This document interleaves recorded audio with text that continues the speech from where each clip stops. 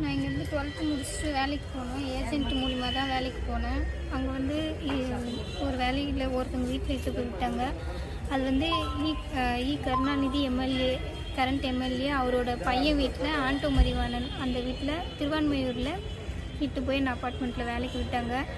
வேலையில் விட்டோன்னே நான் அப்போ தான் ஸ்டார்டிங் வேலைக்கு போகிறேன், புதுசாக அப்போ தான் வேலைக்கு போகிறேன். என்னால் வேலை செய்ய முடியலன்னு 2 நாள்லேயே சொல்கிறேன் அவங்கள்ட்ட. அவங்க என்ன பண்ணுறாங்க, இல்லை முடியாது நீங்கள் வேலை செய்யணும்னு சொல்லி என்னை அடித்து என் ஃபோனை பிடுங்கி வச்சுட்டாங்க. அதுக்கப்புறம் எங்கள் அம்மாவுக்கு ஃபோன் பண்ணணும், நான் என்னால் இங்கே இருக்க முடியாதுன்னு சொல்லும்போது என்னை பிளாக்மெயில் பண்ண ஆரம்பித்தாங்க. இந்த மாதிரி நான் உங்கள் அம்மாவை சாவடிச்சிருவேன், தம்பி சாவடிச்சிருவேன், நீங்கள் வேலை செஞ்சு தான் ஆகணும், இல்லைனா உங்கள் குடும்பத்தையே நான் ஒன்றும் இல்லாமல் பண்ணிடுவேன்னு சொல்லி என்னை பிளாக்மெயில் பண்ணாங்க. பிளாக்மெயில் பண்ணிவிட்டு இப்போ உங்கள் அம்மா வருவாங்க, ஏஜென்ட் மூலிமா 6 மாதத்துக்கு நீ அக்ரிமெண்ட் போடணும், நீ கையெழுத்து போட்டே ஆகணும், நீ கையெழுத்து போடலைன்னா நான் என்ன நடக்குன்னே தெரியாது, நாங்கள் வந்து எம்எல்ஏ வீடு, எங்கள்கிட்ட பவர் இருக்குது, நாங்கள் என்ன வேணால் பண்ணுவேன் அப்படின்னு சொன்னாங்க.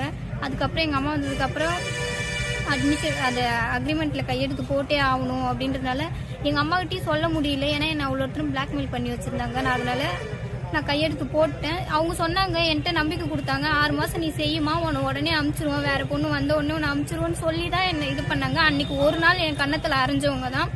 7 மாதமாக நான் வேலை செய்கிறேன். 7 மாதமாகவே என்னை ஒவ்வொரு நாளும் அவங்களுக்கு எப்படிலாம் தோணுதோ அப்படிலாம் என்ன அடிப்பாங்க. ஒரு சின்ன வேலை நான் ஒழுங்காக செய்யலனாலுமே நான் இப்படி போகும்போதும் கன்னத்தில் அடிப்பாங்க, வரும்போதும் கன்னத்தில் அடிப்பாங்க. ஒரு நாள் நைட்டு 2 மணிக்கு பேக் பண்ணி முடித்தோம். அவங்க வெளியே ஊருக்கு போகிறாங்கன்றனால காலையில் 6 மணிக்கெல்லாம் நீ சாப்பாடு எல்லாம் செஞ்சு வச்சுருக்கணும்னு சொன்னாங்க.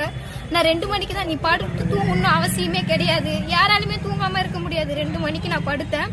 காலையில் எழுந்திருக்க முடியல, 7 மணிக்கு தான் நான் எழுந்தேன். என்னால் சாப்பாடு செஞ்சு ரெடி பண்ணி வைக்க முடியலன்றனால அவங்க ஹேர் ஸ்ட்ரைட்டிங் வச்சு என் கையில் ஃபுல்லாக காயம் பண்ணிவிட்டு வீட்டில் விட்டுட்டு போனாங்க. இதுக்கான ட்ரீட்மெண்ட்டு எவ்வளோ கொடுமைப்படுத்தினாலும் எவ்வளோ பிளட்டு வந்தாலுமே என்னை ஹாஸ்பிட்டலுக்கு கூப்பிட்டு போக மாட்டாங்க. நானாக தான் சரி பண்ணிக்கணும், மஞ்சத்தூளோ இல்லை ஏதோ வச்சு நானாகவே கையை கட்டிக்கிட்டு அப்படி தான் வேலை செஞ்சிட்டு இருந்தேன். ஒரு நாள் வந்து காலையில் எல்லா வேலையும் செஞ்சு முடிச்சிருக்கணும்னு சொன்னாங்க. என்னால் எழுந்து செய்ய முடியல. பிரேக்ஃபாஸ்ட் லஞ்ச் மட்டும் செஞ்சு வச்சுருந்தேன். வீடு எல்லாம் கூட்டி போட்டு முடிச்சிருக்கணும்னு சொன்னாங்க. அந்த வேலை என்னால் செய்ய முடியல.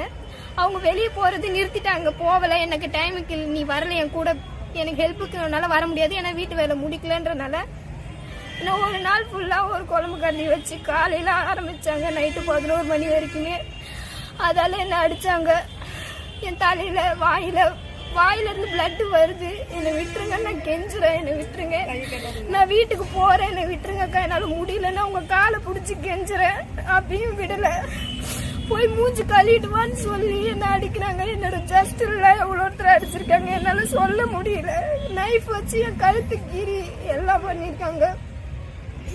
நியூஸ் பேப்பரில் வேலை பற்ற வச்சு என் வாய்க்கிட்ட எரிச்சு ஃபுல்லாக. இதுக்கு கூட ட்ரீட்மெண்ட்டுக்கு எங்கேயுமே கூட்டு போக மாட்டாங்க, ஒரு டேப்லெட்டு கொடுக்குறது எதுவுமே கொடுக்க மாட்டாங்க, நானாவே சரி பண்ணிக்கணும்.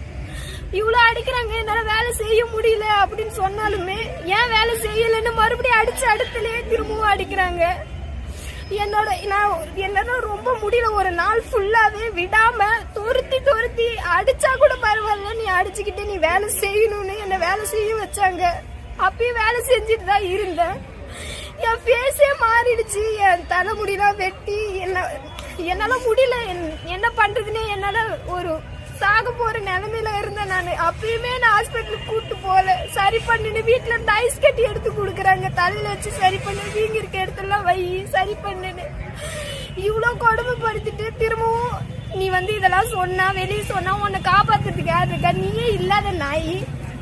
நான் பெரிய எம்எல்ஏ வீட்டுல இருக்கிறேன், எம்எல்ஏ மருமவன் நான் ஒரு வார்த்தை சொன்னா உங்க வீடே இல்லாம பண்ணிடுவாங்கன்னு சொல்லி என்ன அவ்வளோ பிளாக்மெயில் பண்ணாங்க. என்னோட பர்சனல் மேட்டர்ல நீ அவங்கள்ட்ட பேசுற, நீ உங்கள்கிட்ட பேசுறேன்னு என்னை போய் ஒரு டாக்குமெண்ட் எனக்கு தெரிஞ்ச டாக்டர் இருக்காங்க, நான் அவங்கள்ட்ட சொல்லி நீ அபார்ஷன் பண்ணுன்னு சொல்லி எனக்கு இர்ரெகுலர் பீரியட்ஸ் இருக்கு, அதெல்லாம் அவங்க யூஸ் பண்ணிட்டு நான் ஒரு போலி டாக்குமெண்ட் ரெடி பண்ணி உன் ஊர் ஃபுல்லாக சொல்லிடுவேன், உன்னை அசிங்கப்படுத்திடுவேன். அதுக்கப்புறம் நீ எங்கே போவே, நீ யார்கிட்ட சொல்லி என்ன பண்ண முடியும், என் ட்ரெஸ் எல்லாம் கழட்டி நீ வெளியே போடின்னு என்ன இது பண்ணிருக்காங்க. நான் அவ்வளோ கெஞ்சுவோம், வேண்டாம் என்ன விட்டுருங்கன்னு சொல்லி. நான் இப்படியே உன்னை வெளியே அனுப்பிச்சேன்னா எவன் வந்து கேட்டா எம்எல்ஏ வீடுன்னு சொன்னா பொத்திக்கிட்டு போவானுன்னு சொல்லுவாங்க. அப்ப இல்லாதவங்க எல்லாருமே அவங்களுக்கு அடிமையா அவங்கள்ட்ட அடி வாங்கிட்டே தான் இருக்கணும். நம்ம எங்கிட்ட ஒரு வார்த்தை கேட்க கூடாது, கேட்டா நீயே இல்லாத நாயின்ட்டு என்ன அவ்வளோ கொடுமைப்படுத்துறாங்க. சின்ன வேலை, ஒரு பாத்திரம் ஒழுங்கா கழுவலையோ இல்ல ஒரு துணி ஒழுங்கா மடிச்சு வைக்கலையோ, அதனால மிளகாத்தூள் அவங்களுக்கு என்னென்ன விதவிதமா தோணுதோ கொடுமை பண்ணணும்னு நினைக்கிறாங்களோ அந்த மாதிரிலாம் என்ன பண்ணாங்க, மிளகாத்தூளை கரைச்சி குடிடின்னு குடிக்க சொல்லுவாங்க.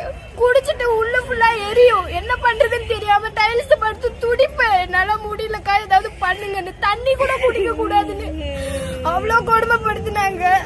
என்ன பண்றதுன்னு தெரியல. கம்ப்ளைண்ட் பண்ணிக்கிட்டே இருப்பாங்க. அவங்க பண்றான்னு சொல்லி என்ன கம்ப்ளைண்ட் பண்ணிக்கிட்டே இருப்பாங்க. அவங்க பேச்சு கேட்டுக்கிட்டு என்னை இன்னும் அவங்க வேலை செய்ய வரவங்க அவங்க கம்ப்ளைண்ட் பண்றாங்கன்றதுனால அவங்களுக்கு சாதகமா அவங்க வேலையை சேர்த்து நீ தான் செய்யணும்னு சொல்லுவாங்க. நான் லஞ்சு டின்னர் எல்லாம் செஞ்சுட்டு அவங்களுக்கு ஹெல்ப் பண்ணிட்டு வீடு கூட்டி மாவு போட்டு பாத்ரூம் கழுவிட்டு துணி கழுவிட்டு எல்லாமே காலையில 6 மணிக்கு எழுந்தா நான் நைட்டு 1:30 மணிக்கு 2 மணிக்கு தான் படுப்பேன். அது வரைக்கும் என்ன வேலை செய்ய உட்காரக்கூடாது. நீ உட்காரத்துக்கு வந்தியா, நீ கெஸ்டா, என் வீட்டு கெஸ்டா, சம்பளம் கொடுக்கறல்ல நானு, நீ என்ன இப்படி உட்காந்துருக்குன்னு. இன்ன வரைக்கும் 1 ரூபாய் கூட என் கையில கொடுத்ததே இல்லை. 7 மாசம் வேலை செய்யறோம், 1 நாள் சம்பளம் கூட எனக்கு கொடுத்ததே இல்லை. நம்ம வீட்டுல எல்லாரும் வேலைக்கு போனா வேலை செய்வாங்க. அவங்களால முடிஞ்சாதான் செய்வாங்க, முடியல செய்ய மாட்டாங்க. உன்னால முடியுதோ முடியல நீ செஞ்சே ஆகணும். வேலைன்னா பொறுமையா செய்யக்கூடாது. அவங்களை பொறுத்தாலும் ஃபாஸ்டா செய்யணும். எந்த ஒரு வேலை செஞ்சாலும் ஓடிக்கிட்டே இருக்கணும். இந்த வேலை செய்யும் போது இந்த வேலையை உருப்படியா என்ன முடிக்க விடவே மாட்டாங்க. நீ அந்த வேலையை செய்யணுவாங்க. அந்த வேலை செய்ய போனா இது ஏன் முடிக்கலன்னு சொல்லிட்டு அடிப்பாங்க. இது இல்லை, ஏன் தப்பு எதுவுமே இல்லை. நான் செஞ்சுட்டு இருக்கும் போது நீங்க ஏன் அந்த வேலைக்கு கூப்பிடுறீங்க? என்ன வருமா? என்ன ஒரு? நான் திருநெல்வேலிங்குன்றம். உன் பேரு? என் பேர் ரேகா. இதை பத்தி அந்த எம்எல்ஏக்கு இது மாதிரி நடக்குது யாருக்குமே தெரியாது. அவங்க ஹஸ்பண்ட் கூட தெரியக்கூடாதுன்னு நினைப்பாங்க. அவங்க